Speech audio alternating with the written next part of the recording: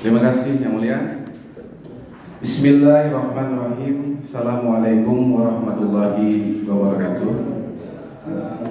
Majelis Hakim yang kami muliakan, rekan penuntut umum yang kami hormati, rekan-rekan media, adik-adik mahasiswa yang kami hormati, para hadirin yang berhadir pada persidangan hari ini. Sebelum kami bacakan nota pembelaan atau pledoi terdakwa Abdul Wahid ini, akan kami sampaikan beberapa hal. Yang pertama, pledoi ini kami susun setebal 1011 halaman, yang mulia, terdiri dari 9 bab. Ada 2 bundel. Bundel yang pertama itu adalah nota pembelaannya, dan bundel yang sedikit lebih tipis itu adalah daftar lampiran ataupun barang bukti yang kami lampirkan, yang merupakan bagian yang tidak terpisahkan dari nota pembelaan ini. Kemudian pledoi ini kami susun dengan sistematika. Bab 1 pendahuluan kami anggap dibacakan, kemudian kedua surat dakwaan, ketiga surat tuntutan, yang keempat fakta persidangan, kelima analisa fakta, keenam analisa yuridis, ketujuh pertanggungjawaban pidana, kesimpulan dan penutup.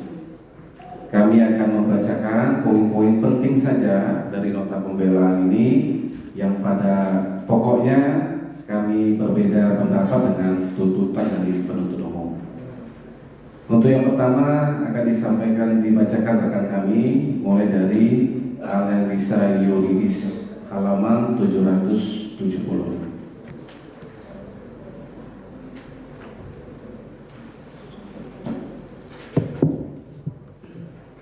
Terima kasih Yang Mulia. Lanjutkan langsung penutup saja Yang Mulia. Penutup. Majelis Hakim yang kami muliakan, penuntut umum yang kami hormati, serta hadirin sekalian, sebelum kami mengakhiri nota pembelaan ini, perlu kiranya kami sampaikan segala sesuatu yang kami anggap penting dan perlu, agar kiranya Majelis Hakim dapat mengetahui latar belakang dan siapa sebenarnya yang duduk sebagai terdakwa di hadapan Majelis Hakim yang kami muliakan, yang saat ini sedang dituntut oleh penuntut umum telah melakukan tindak pidana korupsi dan tindak pidana pencucian uang. Abdul Wahid, laki-laki Banjar kelahiran Amuntai, Kalimantan Selatan, 62 tahun silam ini adalah sosok yang sederhana dan pekerja keras. Memulai karirnya sebagai wartawan pada harian Banjarmasin Pos selama 17 tahun sejak tahun 1982 hingga tahun 1999. Berbekal pengalaman dan jaringannya di dunia pers, Pak Wahid menguji keberuntungannya di dunia politik sebagai calon anggota DPRD Kabupaten HSU yang terpilih pada pemilu 1999 dari Partai Golkar, yang mengantarkannya sebagai anggota DPRD periode 1999-2004. Berkat kinerja dan hubungan yang baik dengan konstituen, pada pemilu 2004 Pak Wahid kembali terpilih menjadi anggota DPRD Kabupaten HSU dan dipercaya sebagai Ketua DPRD Kabupaten HSU periode 2004-2009. Pada pemilu 2009 Pak Wahid masih dipercaya kembali untuk mewakili masyarakat Kabupaten HSU dengan menjabat sebagai Wakil Ketua DPRD Kabupaten HSU periode 2009-2014. Tidak hanya sampai di situ, pengabdian Pak Wahid kepada masyarakat Kabupaten HSU tempat kelahirannya mendorong Pak Wahid untuk maju dalam pemilihan kepala daerah dan wakil kepala daerah Pilkada Kabupaten HSU tahun 2012, yang mengantarkannya terpilih sebagai Bupati Kabupaten Hulu Sungai Utara periode 2012-2017. Belum cukup satu periode bagi Pak Wahid untuk membangun kampung halamannya, masyarakat Kabupaten HSU masih menginginkan Pak Wahid untuk melanjutkan kepemimpinannya. Pada Pilkada tahun 2017, Pak Wahid kembali maju dan terpilih sebagai Bupati HSU periode 2017-2022. Selama kepemimpinan Pak Wahid sebagai Bupati Kabupaten HSU sejak tahun 2012 hingga tahun 2021, telah terdapat kemajuan pembangunan di Kabupaten HSU guna memakmurkan dan mensejahterakan warga yang dicintainya.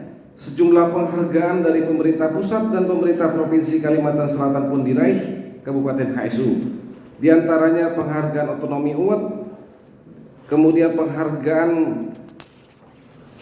Government Award atas keberhasilan memperbaiki infrastruktur di Kabupaten HSU, hingga adanya penghargaan dari Museum Rekor Indonesia atas kepeloporan dan pembinaan pusat informasi dan konsultasi keluarga yang dibangun dari kota hingga desa tahun 2021.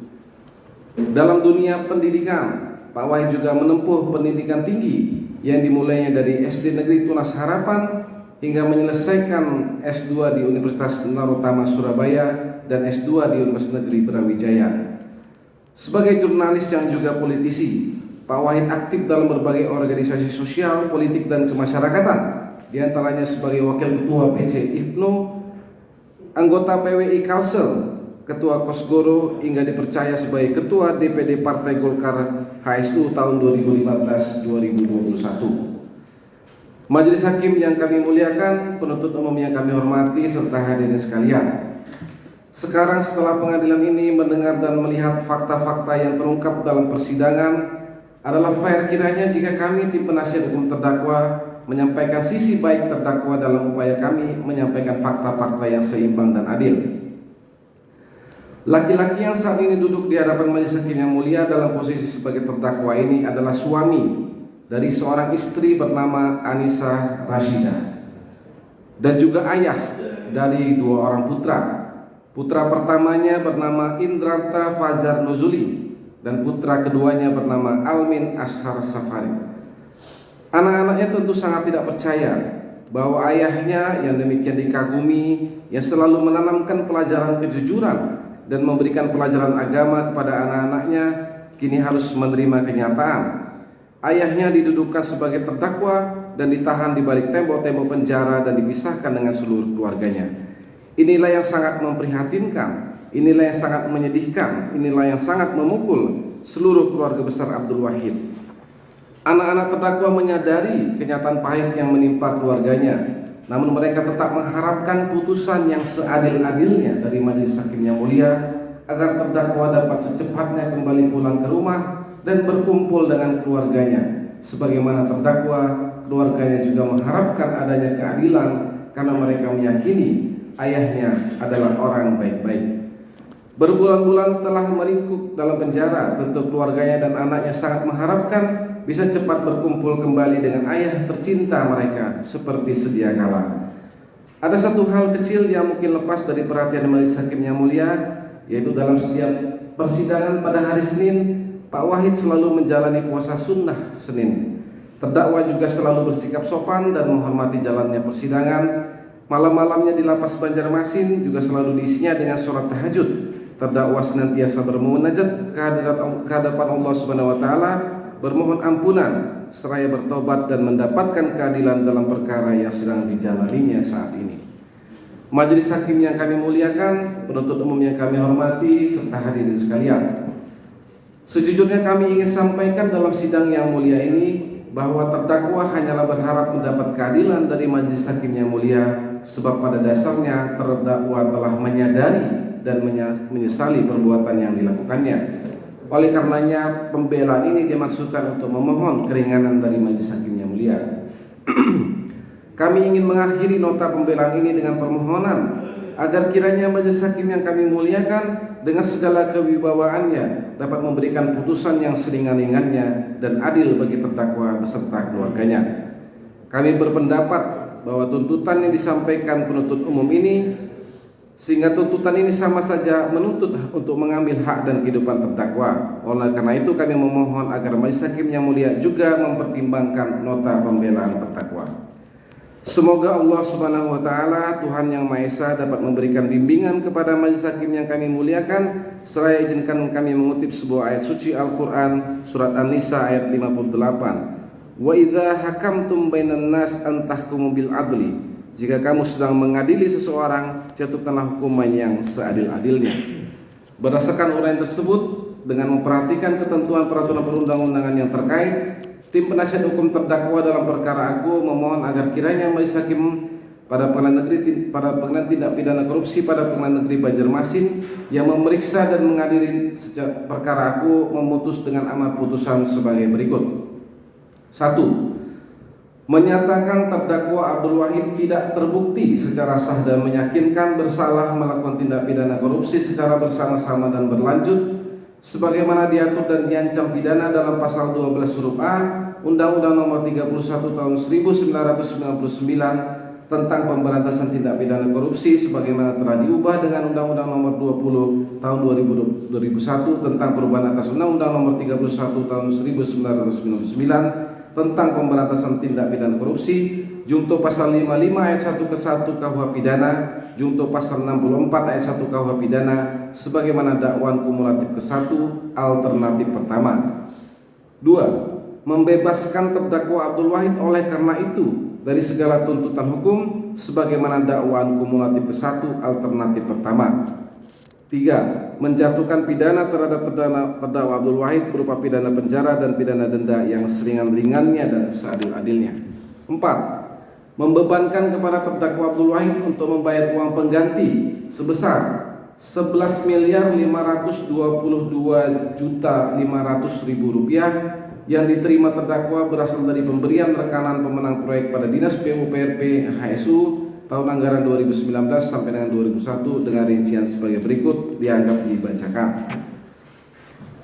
Keseluruhannya akan diperhitungkan dan dikurangkan dengan uang tunai yang disita sebagai barang bukti dalam perkara TPK dan TPPU yaitu sebesar Rp5.511.640.000, uang yang diterima saksi Listiani L untuk pengurusan dana insentif daerah APBN tahun anggaran 2020 di Kementerian Keuangan RI sebesar Rp1.650.000.000. C. Nilai hasil pelelangan aset berupa tanah dan bangunan serta 1 buah mobil CR-V yang disita sebagai barang bukti dalam perkara TPPU yang akan diperhitungkan kemudian setelah dilelang oleh negara dengan rincian sebagaimana terlampir.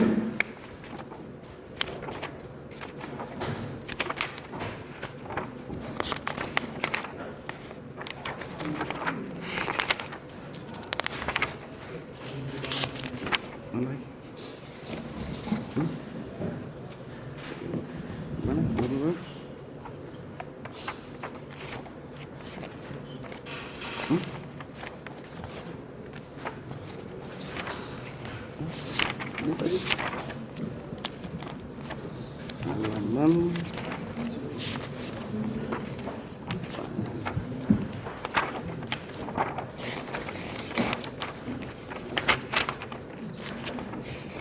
ya sampai halaman 985. 5. Menyatakan barang bukti A dalam perkara tindak pidana korupsi dan B dalam perkara tindak pidana pencucian uang yang terdiri dari BB nomor 13, 1 buah sertifikat asli hak milik 281 dan sebidang tanah dengan SHM 281 dikembalikan kepada terdakwa karena merupakan tanah warisan keluarga. Kemudian 1 bundel sertifikat asli dan sebidang tanah dengan SHM 658 dikembalikan kepada terdakwa karena diperoleh terdakwa sejak tahun 2000. Kemudian SHM nomor 799 asli dan sebidang tanah SHM 799 dikembalikan kepada terdakwa karena diperoleh dari proses tukar menukar dengan tanah milik Tajuddin Nur. Kemudian SHM nomor 884 asli dan sebidang tanah SHM 884 dikembalikan kepada terdakwa karena diperoleh sejak tahun 2016. Atau apabila majelis hakim yang mulia berpendapat lain, mohon putusan yang seadil-adilnya ex aequo et bono. Demikianlah permohonan dan pembelaan ini kami sampaikan pada sidang hari ini, Senin tanggal 8 Agustus 2022 di Pengadilan Tindak Pidana Korupsi pada Pengadilan Negeri Banjarmasin.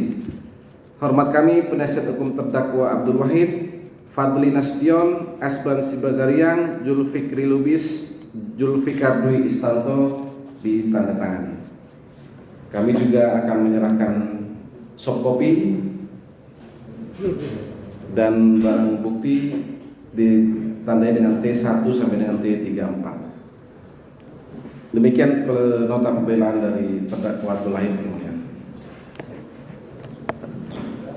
Jadi demikian tadi saudara terdakwa kita penuntut umum, kita sudah mendengarkan nota pembelaan dari penasihat hukum saudara ya. Untuk Pak Wahid sendiri, apakah juga akan mengajukan pembelaan sendiri pribadi? Atau sudah cukup dengan penasihat hukumnya? Mohon maaf yang mulia. Ya. Mohon maaf. Kami kira kami merasa cukup yang mulia. Namun kalau diperkenankan mungkin kami menyampaikan sesuatu sedikit. Oke, silakan. Oke, silakan. Terima kasih yang mulia. Assalamualaikum warahmatullahi wabarakatuh. Waalaikumsalam. A'udzu billahi minasyaitonir rajim. Bismillahirrahmanirrahim. Alhamdulillahirabbil alamin. Terkait dengan tanggapan oleh penuntut umum, pada pokoknya terhadap dakwaan dan tuntutan tidak semuanya juga kami atau terdakwa tidak mengakuinya. Artinya terhadap dakwaan pertama ya kan pasal 12 huruf A tadi tidak mengakuinya. Tapi dakwaan kedua dan ketiga pasal 12B menerima gratifikasi dan tindak pidana pencucian uang, terdakwa mengakui, hanya saja kami tim penasihat hukum menghitung dan berbeda dengan tuntutan penuntut umum. Jadi nota pembelaan kami ini pada poinnya hanya seperti itu yang mulia, makanya kami tetap dengan nota pembelaan kami. Jadi gitu saudara terdakwa ya, kita juga tetap dengan permohonannya ya, untuk kita urusan yang seadil-adilnya seringkan-ringkannya ya. Ya. Gitu ya. Ya. Pak Wahid ya. Halo Pak Wahid. Nggak ada suaranya Pak. Ya halo. Tidak yang mulia. Ya tadi yang penasihat hukum Anda tadi tetap pada pembelaan